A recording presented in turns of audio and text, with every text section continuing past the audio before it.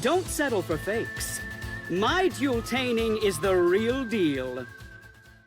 Hey everyone, it's MacLord. So today I wanted to make a video more focused around new and returning players, people that have maybe been out of the game for a couple of years and are like, hey, I've come back to Duel Links. Is Magnet Warrior still good? And obviously the answer is no. But I want to give these people that are still looking forward to playing Duel Links a way to enjoy the game at the current power level that the game is at. Today I will be listing 5 decks that I believe are pretty good for new and returning players based on 3 criteria. Budgets, which means that all 5 of these decks should be easy to build and shouldn't cost you too many gems, and preferably shouldn't cost you any real life money either. Accessibility, which means that these decks should be relatively easy to pilot and to get into, especially as most of them will be exploring new mechanics that maybe new and returning players aren't too familiar with. And competitiveness. The idea is not just to tell people to build watts and go to PvP ranked with it. We are looking forward to playing decks that are actually good and can actually take you, if not to King of Games, at least to Platinum and Legend. But before we get to talk about the decks per se, I want to talk about specific staples that I believe every Duel Links player should have. I'm only concerned about, free cards for the moment, so most of these are either in a card trader or very easy to pick up. So let's get right into it. Skullmeister, a really good card in the current metagame. There are a lot of decks that do not like facing this card, and there are a couple of decks that can afford to run several copies of this card without losing too much on consistency. It's pretty good cards, and it's in a card trader, so if you have SR gems to spare, go for it. Kite Trade is also a very powerful card, especially at lower ranks. Basically, saves your ass for a turn or two, maybe. Really strong end trap. Can't recommend not playing it if you're coming back to the game and you have nothing better to play. White Princess is also a very powerful end trap. It is a damage step trick, which means that theoretically your opponent can't respond to it. It does not affect Link monsters, so if you are playing a Link deck, you can also use White Princess to gain the advantage in battle, whereas you would have lost it to, I don't know, Galaxy Eyes Photon Dragon attacking you otherwise. It's a good card. The only issue with it is that it's stuck in a mini box that doesn't have really relevant archetypes, so to speak. Onto the spells. I believe Monster Reborn is still a freebie, and it is limited 1, which means that you can only have 1 copy of a limited 1 spell of a limited 1 card in your deck. So if you're not playing Monster Reborn, maybe you're playing an archetypal card, maybe you're playing Enemy Controller, which returning players, Econ has been put to 1, and it's mostly not played anymore, unfortunately, but it's still a very powerful, quick play spell in the right circumstance. It is mostly thanks to its ability to dodge disruption and take control of a problematic monster that your opponent controls. Back row removal, really important. We have Mystical Space Typhoon, Cosmic Cyclone, and I believe Forbidden Lance as well available in UR Dream tickets, so I would recommend getting a playset of all 3 of these. I think MST is not as good as Cosmic Cyclone, but if you're conservative and worried about your life points, there's nothing wrong with going for the MSTs over the Cosmic Cyclone at first. I think Cosmic Cyclone is better in some specific scenarios that I'll cover, but MST is fine. And then Lance is the weakest of the 3, but still pretty okay. For Disruption, Book of Moon is still one of the best cards in the game, despite what Link enthusiasts will pretend. And Forbidden Chalice doesn't see that much play competitive anymore, because it's not high impact enough, but it's always nice to have a playset of this card. I think it's lower priority than everything else on this list there. And last but not least, Dark Hole, which is just a very strong card that they've added to the game recently, and an easy way to potentially come back from a really oppressive turn 1 board. It's a strong card, you should be playing it. With that out of the way, we can get into talking about specific decks, starting with Time Lords. So the reason why Time Lords is at number 5 is I genuinely believe it's a deck that is really easy to build and branches out into 2 specific paths. You could be playing Time Lord as a pure, burn strategies with, I think, Most of the Time Lords are free to play, like you just get them by leveling up Zone, which is pretty cool. Sendion burns for 1000 at the end of any battle, and also to 4000 monster. That is quite difficult to get rid of for new and returning players. I think Metaion is also free to play, and this one does burn damage, and then most of the other ones are the... I think this one is free to play as well, and maybe this one too, and Lazion is in a mini box. But even as a pure burn strategy with like Chain Reaction, which does 200 burn damage every time you activate a trap, and you know, traps like Caparang Scarecrow, and Magic Cylinder and Mirror Force, you can easily be a real annoyance early on in your Duel Links career, on your Duel Links return if you're coming back. And I know that some of you really like these villainous anus decks that just make you want to rage quit the game. And, you know, that's fine. The other way of playing Time Lords is with the skill that I've equipped here, Empty, Infinite, and Infinite Light, which, let's take a look. This skill sets up Empty Machine from outside of our deck, so we don't have to play Empty Machine in our deck, and then you can activate it immediately to set up Infinite Machine, and in the beginning of your next turn, you'll be able to use Infinite Machine to get Infinite Light, which in turn makes your Time Lords untargetable with card effects, and they don't have to return to your deck anymore, which is like the main weakness of this archetype. So that is pretty appealing. That is pretty good. So the other way of playing Time Lord is more focused around this card exactly, and the objective is basically to overwhelm your opponents with basically one beta that will keep dealing damage to your opponent one way or another and deprive them of any advantage they may have. The Time Lord's a really strong deck if you're facing it unprepared. The reason why it's only 5th is because the ceiling on this deck is actually rather low. There's only so much that you can do. What you do is basically Unga Bunga, except with 0/0 monsters. That, yeah, that's a kind of easy to play around strategy once people get used to it in higher ranks. And this is why Time Lords don't really see any competitive play or success. It's because it's just a very linear strategy that revolves entirely around trading in an unfair way with your opponents, in a game where you're more likely to generate more resources than the Time Lord player, which is a shame. Still, the archetypes has a couple of neat tricks. Time Maiden and Cephalon are both located in the same mini box, so if you want to build this version of Time Lord, you could go for like a couple of like 2 digs. I think of the mini box is enough. 2 Time Maiden and 2 Cephalon should be more than enough. And Advanced Draw is a really cute draw engine that I think is also free to play. So all in all, this deck is really cheap to build, and you get to decide which ratios of Time Lords you want to put in your deck. Though it can easily get you out of gold, it's not going to take you that much farther. The second deck that I want to talk about is Toons. So Toons is a deck that if you've been playing Duel Links since the start, you might already know, because it used to be a decent competitor and then it fell off because, you know, Toons aren't actually that good, except in a limited environment. But it's coming back thanks to cards from the World of Barian mini box, namely Toon Blackluster Soldier, which you only need 1 copy of, and is basically a 3000 direct attacker, Comic Hand, which is basically Snatch Steal, and more importantly, Toon Bookmark, which gives the deck insane consistency.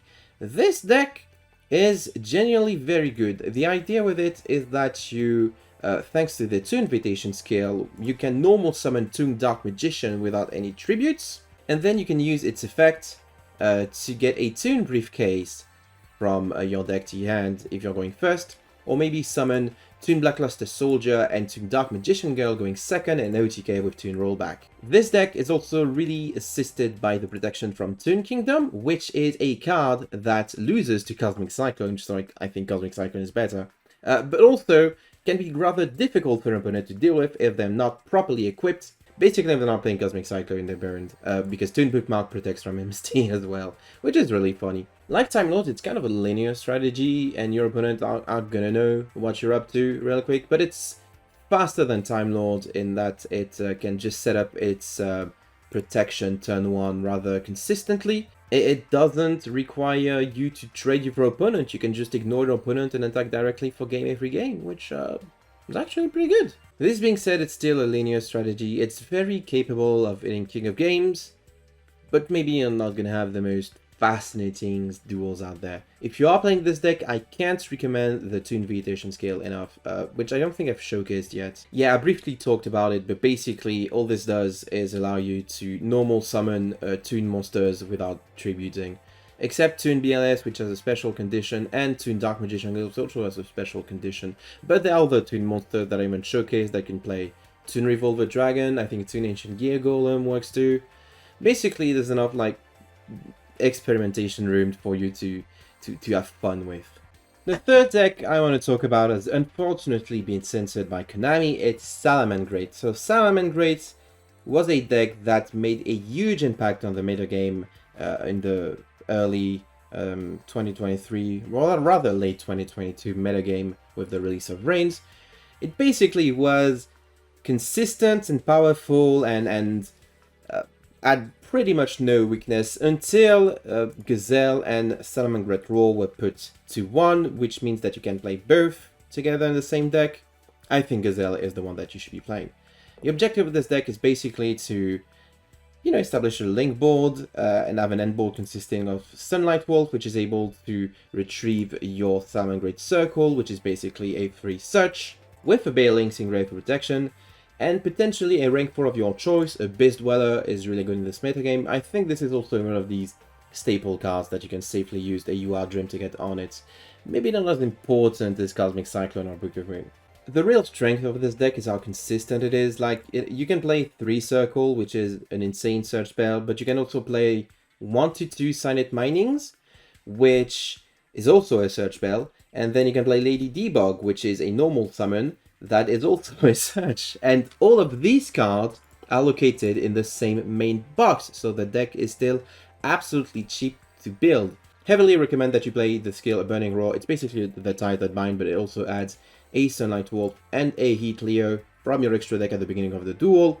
Sunlight Wolf is a level up reward for Soul Burner, I believe, but Heat Leo is a main box UR, so having access to 2 copies of it thanks to the skill, you having 1 copy, is pretty nice. The main box also contains a boss monster in the form of Ningetsu, the Royal Chalice Warrior, which is able to basically remove anything from the field without targeting, without destroying. It is pretty strong. It's a pretty strong monster. I'm not actually a fan of this deck. I think the people keep overestimating how good it is and the ceiling of it, and it's not that easy to pilot. But it's getting results. It's still very competitive today. I think it's a tier deck at time of recording, and you know, it's worth a try. A couple of these cards here are free to play. These 2, I think, are free. And, you know, these ones are just rares. I think it's a pretty solid core, which you can potentiate with Disruption of your own. You can play Darkhold in this deck, which is not in the same box of these cards, but you get protection from Darkhold thanks to Bale Links. And just make sure to not activate the second effect of Salamangreat Sanctuary ever. For my 4th recommendation, I'm going with Trickstars, which is also a very versatile link deck that is mostly concentrated in 1 mini box. This mini box contains Candina, which is the best card of the archetype, and also Lycoris, which is a pretty good card, allows you to recycle Candina every turn. I think Lilybell is in there too, it's not necessary for the deck to function, and one of their boss monster, Holy Angel, which protects you, the monster that it points to rather, from being destroyed at all. A couple more Trickstar cards are level up rewards for Blue Angel, I believe. I think Korobane is either a drop or a level up reward, and this is basically a battle trick that stays in your hand, which is pretty cool. It can also be special on special occasions. Light Stage is insane. It adds a sort of form of back row removal, but also searches any Trickstar card on activation. So usually you'd go Candina, search Light Stage, or Light Stage, search Candina.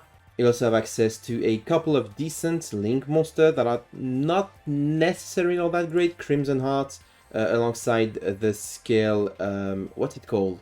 Holy Angel Trick, I believe, gives you 2000 life points, so that you can then activate the Crimson Heart effect and draw 2 cards instead of 1. Foxglove Witch, decent Link 3 that does a little bit of burn damage, and then Bella Madonna, which if you place it properly isn't affected by other cards' effects, including your own, so don't try to Korobane your Bella Madonna. And your opponent is most likely going to like make a couple of mistakes when it comes to this card very specifically. On top of that, the main box that has Dark Hole also has Festival, which unfortunately is a 3-off, so this kind of takes this deck over being a budget deck in my opinion. It's a bit more expensive than that. But it had so much in the form of consistency and protection, basically as a 1-card Link 2 for Trickstars, which is pretty decent. This core you can easily supplement with anything ranging from Disruption to Dark Horse to maybe even End Traps, like Skullmeister. White Princess is also pretty decent in this deck because you're playing Link monsters and all. And though it's not as good as it used to be, I still believe Trickstar is a very potent, very powerful deck that is also like able to trick your opponents and make them rage. Not as much as Time Lord, but taking repeated burn damage and then thinking you can run over it can deny only to be met with Korobane can be quite frustrating for opponents, and you know, psychological warfare is completely legit in Duel Links. And last but not least for this video, my #1 recommendation for new and returning players is Tenyi. This is a Tenyi core, and as you can see, we're only 2 cards away from a full deck.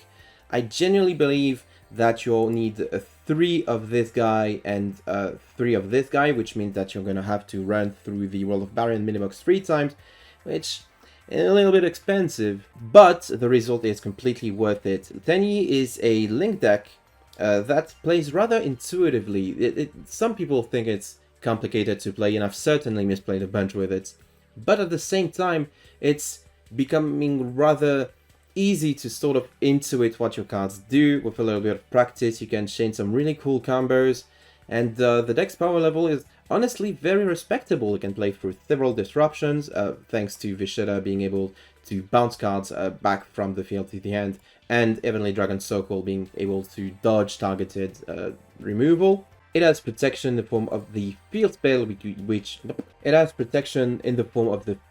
which you can search with this engrave, but also thanks to Shtana and Mapura.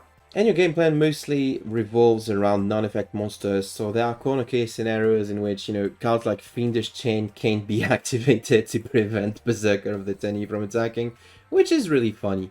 The one caveat, other than the fact that this deck requires you to actually like learn how it's played at first, is that you are going to need not only Draco Berserker of the Tenyi, which is an insane card available only through a bundle, but also probably Baxia, Brightness of the Yangtze. I reckon the deck is still very playable at the lower ranks without this card, but at higher ranks this offers some removal that the deck gladly welcomes.